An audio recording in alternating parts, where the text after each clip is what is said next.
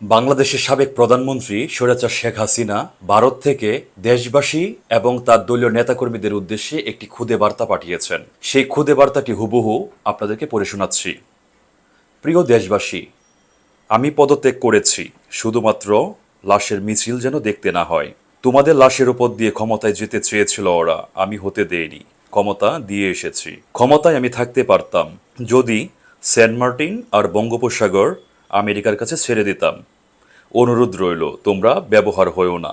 আমি বলে এসেছি, আমার সোনার সন্তানদের যারা লাশ করে ঘরে ফিরিয়েছে তাদের জন্য বিচার করা হয়। হয়তো আজ আমি দেশে থাকলে আরও প্রাণ জড়ত, আরও সম্পদ ধ্বংস হতো। আমি নিজেকে সরিয়ে নিয়েছি, তোমাদের জয় দিয়ে এসেছি।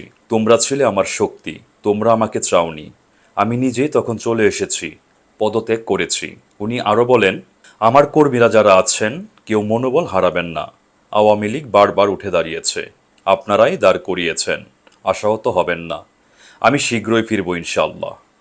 পরাজয় আমার হয়েছে, কিন্তু জয়টা আমার বাংলাদেশের মানুষের হয়েছে, যে মানুষের জন্য আমার বাবা আমার পরিবার জীবন দিয়েছে। খবর পেয়েছি ইতিমধ্যে অনেক নেতাকর্মীকে হত্যা ও বাড়িঘরে ভাঙচুর, অগ্নিসংযোগ করেছে। আল্লাহ অবশ্যই আমাদের সহায় হবেন। আমি আমার কোমলমতি শিক্ষার্থীদের আরও বলতে চাই, আমি কখনোই তোমাদের রাজাকার বলিনি। আমার কথাটা বিকৃত করা হয়েছে। ওই দিনের সম্পূর্ণ ভিডিও তোমাদের দেখার অনুরোধ রইল। তোমাদের বিপদগ্রস্ত করে একদল তার সুবিধা নিয়েছে। তোমরা ঠিকই তা একদিন অনুধাবন করতে পারবে বলে আমার বিশ্বাস।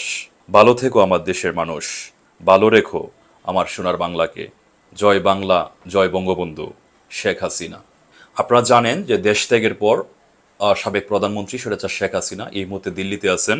দিল্লি থেকেই এক খুদে বার্তার মাধ্যমে তিনি এই মেসেজটি সারা বাংলার মানুষ এবং তার যে দলীয় নেতাকর্মীরা আছে তাদের কাছে পৌঁছে দিয়েছেন। ধন্যবাদ সবাইকে।